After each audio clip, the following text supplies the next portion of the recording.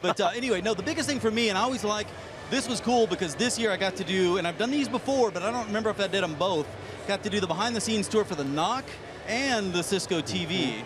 So I always like the fact that we show the Cisco TV because, as you guys well know, we are nothing without these guys. Not remotely. And it is a, it's quite the orchestra that is being pulled together in behind the scenes here. And if anyone ever knew, because we're not going to even bother to catalog it, we're too tired to write down the stuff we did right, but all the diving catches that get made, even after all the planning, the producers staying up all night, making sure we had show flows for the next day, and then still changing them every hour, you know, as new information comes in and we have to take advantage of new opportunities. But then there was a story I didn't get to tell about the NOC. And I didn't know this about the NOC, and I got to go down, it was not down, it was over actually, this year it's next to the keynote as far as the behind the scenes NOC where the guys are actually working. Security doesn't let anybody in. They let me in with my burly camera guy. Well, we went back there and did the little video that a lot of people saw earlier today, but what we didn't say on the video, because I didn't know it until after I did the recording, they had I was looking around, they had disco dance lights up in the corner, one part of the room, next to, they had a bunch of backup APs, so they had AeroNet access points all powered up and going through boot cycles and being ready to deploy or swap out as necessary.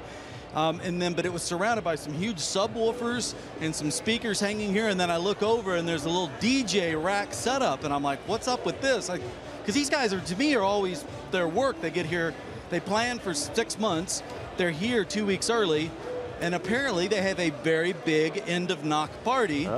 Because everybody except for one, I think Remco is the only one that's employed.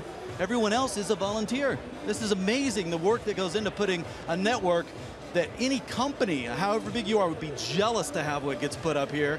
And these guys put it up so that we can use it for basically a week. They really create meaning.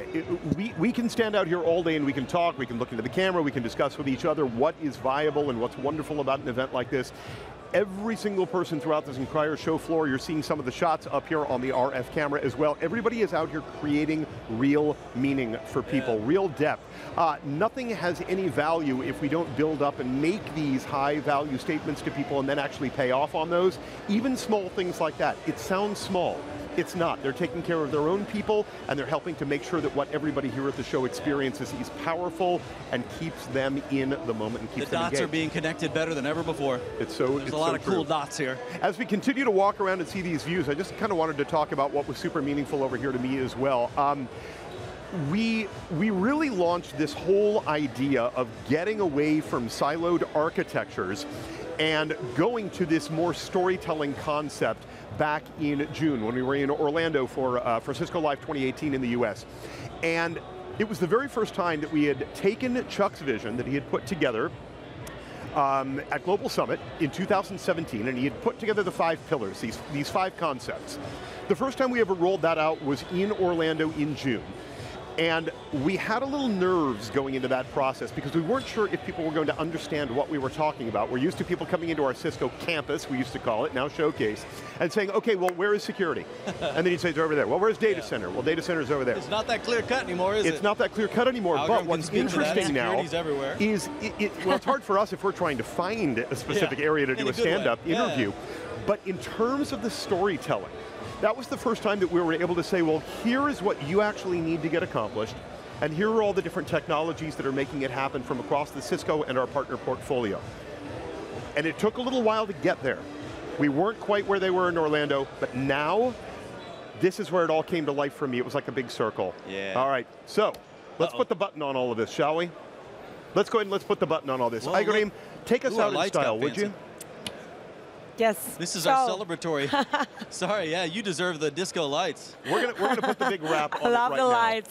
Take us out and make it count, my friend. Thanks everyone for watching Cisco TV here at Cisco Live 2019 Barcelona. We had an amazing time. I hope you've had an amazing time as well.